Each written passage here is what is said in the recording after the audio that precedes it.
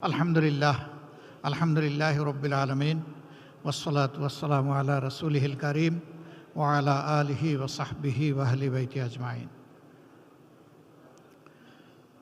বাংলাদেশ জামাত ইসলামের পক্ষ থেকে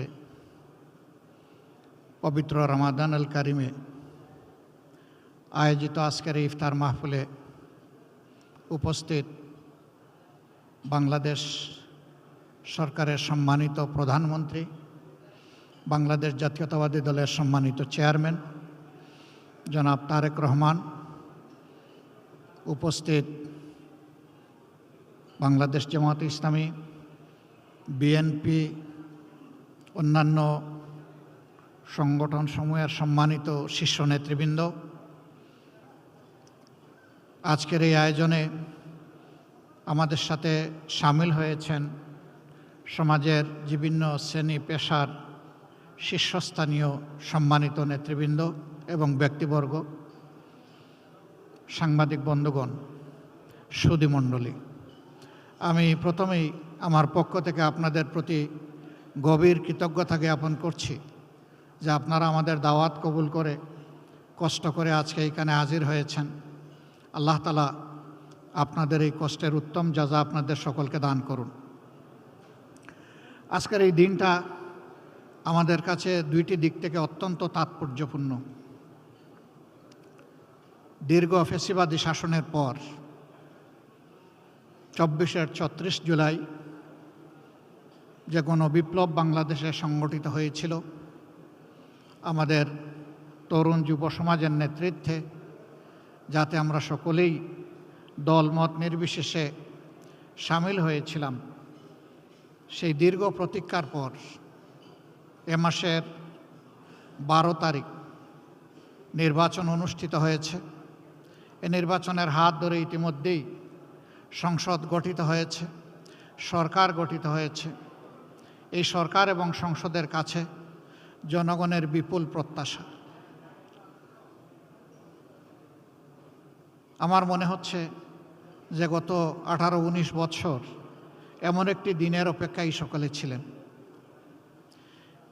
এরই প্রেক্ষাপটে আজকের ইফতার মাহফিল আমাদের কাছে ভিন্ন বার্তা এবং আবেদন নিয়ে হাজির হয়েছে।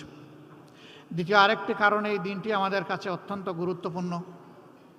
শুধু এদেশের মানুষ নয়, বিশ্বের কোটি কোটি মানুষের একজন নন্দিত ভালোবাসার মানুষ ছিলেন, কোরআনের ভাষ্যকার ছিলেন, বিশ্বনন্দিত মুফাসসিরে কোরআন ছিলেন আল্লামা দিলাওয়ার হোসেন সাঈদী।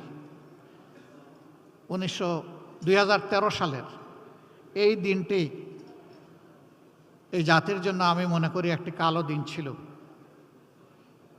এই ধরনের কোরআনের একজন সেবককে, ভাষ্যকারকে সেদিন একটি পারভার্টেড কোর্ট তাকে মৃত্যুদণ্ডে দণ্ডিত করেছিল।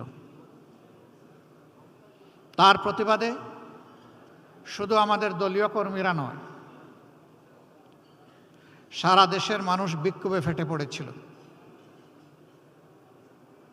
মানুষের এই স্বতঃস্ফূর্ত প্রতিবাদকে দমন করার জন্য সরকার অস্ত্রের ভাষা খুঁজে নিয়েছিল এবং একদিনেই 70 জন মানুষকে খুন করেছিল। এরপরে এক সপ্তাহের ভিতরে সর্বমোট 164 জনকে খুন করা হয়েছিল। আমি জানি না বিশ্বের ইতিহাসে দ্বিতীয় এমন কোনো নজির আছে কিনা। আজকের এই দিনে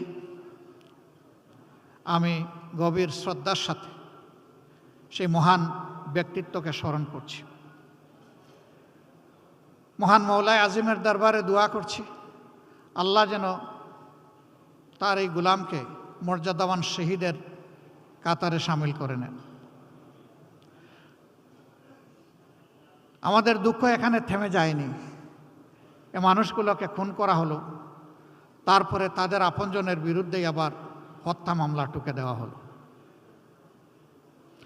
সেই মামলায় অভিযুক্ত লোকেরা বিভিন্নভাবে নাজেহাল হয়েছেন, আবার অনেকের জীবন আদালতের আঙ্গিনা দেখার আগেই শেষ হয়ে গেছে, তাদের জীবন প্রদীপ নিভে গেছে। হাজার হাজার মানুষকে সেদিন গুলি করে আহত এবং পঙ্গু করা হয়েছে। সেই ক্ষত আমাদের মন থেকে খুব সহজে মুছে যাবার নয়। আল্লামা দিলওয়ার হোসেন সাঈদীর মতো করেই আরও বাকি সকলকেই দুইজন সাবেক আমির জনাব অধ্যাপক গোলাম আজম, হযরত মৌলানা মতিউর রহমান নিজামী, আমাদের সাবেক সেক্রেটারি জেনারেল আলী আহসান মোহাম্মদ মুজাহিদ, নির্বাহী পরিষদের সদস্য এবং ইস্টার্ন সেক্রেটারি জেনারেল জনাব কামারুজ্জামান, আব্দুল কাদের মোল্লা, মীর কাশেম আলী, একে একে তাদেরকে দুনিয়া থেকে বিদায় করা হয়েছে। আপনারা জানেন তার সংখ্যা 11। আমরা মহান রবের দরবারে দোয়া করি আল্লাহ তাআলা তাদের সকলকে মর্যাদাবান শহীদ হিসাবে কবুল করুন। আমরা কৃতজ্ঞ সেদিনকার বিরোধী দলীয় নেত্রী, তিনি বিদেশ সফরে ছিলেন। সিঙ্গাপুর থেকে ফিরে এসে তিনি এই অন্যায়ের হত্যাকাণ্ডের প্রতিবাদ করেছিলেন। আমরা তখন জেলে ছিলাম, আমরা জেল থেকে তা শুনেছি, দেখেছি। তিনি এটাকে গণহত্যা বলে আখ্যায়িত করেছিলেন এবং ফ্যাসিবাদের বিরুদ্ধে মুক্তিকামী মানুষের লড়াই বলে ওইটাকে তিনি অভিনন্দিত করেছিলেন। এই প্রতিবাদের সাথে তিনি একাত্ম হয়ে সারা দেশে 15 তারিখ তিনি হরতাল ঘোষণা করেছিলেন। আমরা তার এই ভূমিকাকে চিরদিন কৃতজ্ঞতা ভরে স্মরণ করব। তিনি আজ দুনিয়ায় নেই। আল্লাহ তাআলার দরবারে দোয়া করি আল্লাহ তাআলা তার এই বান্দিকে উচ্চ মর্যাদায় একজন জান্নাতি মেহমান হিসাবে রাখুন। আজকে তার সন্তানের উপরে এই দেশ পরিচালনার দায়িত্ব পড়েছে।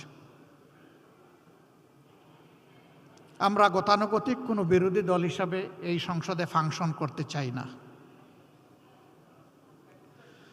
আমরা চাই এই সংসদ হোক অর্থবহ,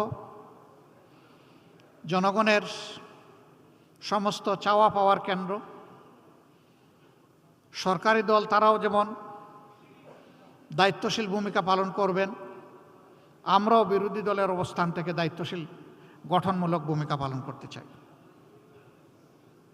অতীতে আমরা বিরোধী দল দেখেছি, নির্বাচন যেমন আমিডামি ছিল, সরকারিও বিরোধী দলও তেমনি আমিডামি ছিল। এই ধরনের কোনো বিরোধী দল কোনো দেশের জন্য ভালো কোনো বার্তা বয়ে আনতে পারে না। সরকারের গৃহীত সকল সঙ্গত পদক্ষেপে আমাদের পূর্ণ সমর্থনও থাকবে, সহযোগিতাও থাকবে। কিন্তু আমাদের বিবেচনায় আমরা যদি দেখি যে সরকার কোনো অসঙ্গত সিদ্ধান্ত কিংবা পদক্ষেপ নিয়েছেন, আমরা প্রথমে দৃষ্টি আকর্ষণ করব, করে সহযোগিতা করব। সরকার আমাদের পরামর্শগুলো গ্রহণ করলে আমরা কৃতজ্ঞ হব, জাতি উপকৃত হবে। সরকার আমাদের পরামর্শ গ্রহণ না করলে বিরোধী দলের যে ভূমিকা সেইটাই আমরা পালন করব। আমরা জাতির অধিকারের পক্ষে দাঁড়াবো এবং জাতিকে আমাদের সাথে সামিল থাকতে বলবো। তবে আমরা এই সদিচ্ছাই রাখতে চাই, এই ধারণাই পোষণ করতে চাই যে এই সরকার সংসদকে আগামীতে এগিয়ে যাওয়ার বাহনে পরিণত করবে। কোনো বাহন কখনো এক চাকায় চলে না, দুটো চাকা মিনিমাম লাগবে। সরকারি দল যদি সামনের চাকা হয়, তাহলে বিরোধী দল হবে পিছনের চাকা। একটাকে বাদ দিয়ে যানবাহন কোনো অবস্থায় আরেকটা একা চলতে পারবে না। আমরা সেই পথ চলায় সমন্বয় চাই এবং পারস্পরিক সম্মানের জায়গাটা চাই। আমরা আমাদের মহান জাতীয় সংসদের একটা সেকেন্ড নষ্ট হোক এইভাবে এটার আমরা প্রত্যাশা করি না যে জাতীয় সংসদ হবে কারো চরিত্র হননের কেন্দ্রবিন্দু। বরঞ্চ জাতীয় সংসদ হবে দেশের সমস্যার সমাধানের কেন্দ্রবিন্দু। যে সমস্ত ব্ল্যাক ল এখনো আমাদের সংবিধানে রয়ে গেছে, আমরা সম্মিলিতভাবে সেগুলা দূর করার প্রয়াস চালাব। আর জাতিকে একটা সুস্থ, বিকশিত, সম্মানের জাতি হিসাবে বিশ্বের দরবারে দাঁড় করানোর জন্য যে আইন সংযোজনের প্রয়োজন, আমরা প্রত্যাশা করব যে সরকারি দল এবং বিরোধী দল মিলে সেভাবেই আমরা এগিয়ে যাব। যদি এই রাজনীতিটা আমরা করতে পারি, তাহলে অতীতের রাজনীতির যে হতাশাজনক ধারা এখন পর্যন্ত জাতিকে গ্রাস করে আছে, তার করাল গ্রাস থেকে আশা করি এই জাতি মুক্তি পাবে ইনশাআল্লাহ। আমি আজকের এই মুহূর্তে বড় শ্রদ্ধার সাথে স্মরণ করছি সেই সমস্ত বীরদেরকে যারা 47, 52, 71, 90, 24 এই সময়গুলোতে শুধুই জাতির জন্য লড়াই করে জীবন দিয়ে দুনিয়া থেকে বিদায় নিয়েছেন। আল্লাহ তাদের সকলকেও মর্যাদাবান শহীদ হিসাবে কবুল করুন। বিশেষ শ্রদ্ধার সাথে স্মরণ করছি 24-এ আমরা যখন জেলে ছিলাম, বিভিন্ন দলের নেতৃবৃন্দ মাঝে মাঝে বসতাম, বিভিন্ন আলাপ আলোচনা করতাম। আমরা কল্পনা করি নাই 24 সালের 7 জানুয়ারির নির্বাচনের পর ফ্যাসিবাদ এইভাবেই বিদায় নিবে, পালিয়ে যাবে, এটা আমরা কল্পনাও করি নাই। কিন্তু এই অসাধ্যকে সাধন করেছে আমাদের শার্দুল সন্তানেরা, আমাদের সিংহ শাবকেরা, আমাদের জুলাই যোদ্ধারা। আমি তাদেরকে বিনম্র শ্রদ্ধা জানাই। যারা চলে গেছে, আল্লাহ তাদেরকে মর্যাদাবান শহীদ হিসাবে কবুল করুন। আহত পঙ্গু হয়ে যারা বেঁচে আছে, আল্লাহ তাদের বীরত্ব গাথা নিয়ে বেঁচে থাকার তৌফিক দান করুন। আমরা যেন চিরদিন তাদেরকে সম্মান এবং শ্রদ্ধার সাথে স্মরণ করতে পারি, আল্লাহ তৌফিক দান করুন। সম্মানিত সুধীমণ্ডলী, আজকের এই রমজান আমাদেরকে কি শিক্ষা দিচ্ছে? এ সিঙ্গেল লেসন আল্লাহ তাআলা আমাদের জন্য এই রমজানে পাঠিয়েছেন। মহান আল্লাহ তাআলার ভাষায়, ইয়া আইয়ুহাল্লাযীনা আমানু কুতিবা আলাইকুমুস সিয়ামু কামা কুতিবা আলাল্লাযীনা মিন ক্বাবলিকুম লাআল্লাকুম তাত্তাকুন। ও বিশ্বাসীরা, তোমাদের জন্য এই রমজান অবধারিত করা হয়েছে, উপহার দেওয়া হয়েছে। যেমনটি তোমাদের পূর্বে যারা এসেছিলেন নবী পয়গম্বর এবং তাদের সঙ্গী বিশ্বাসীদের জন্যে, তেমনটি তোমাদের জন্য এটা করা হলো।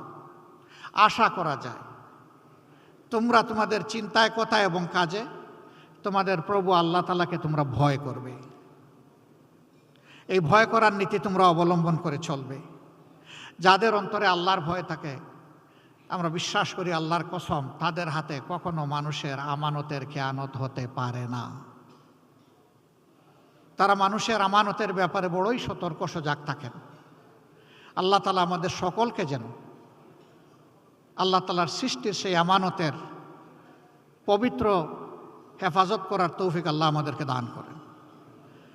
আপনাদের সকলকে আমি আরেকবার অন্তরের অন্তঃস্থল থেকে গভীর কৃতজ্ঞতা, ধন্যবাদ জানিয়ে এই রমজানের শিক্ষাকে বুকে ধারণ করার তৌফিক মহান মাবুদের দরবারে কামনা করে, যারা এখানে উপস্থিত হয়েছেন তাদের সকলের জীবনের সুস্থতা, দীর্ঘ হায়াত এবং জীবনের সফলতা কামনা করে আমার বক্তব্য এখানেই শেষ করছি।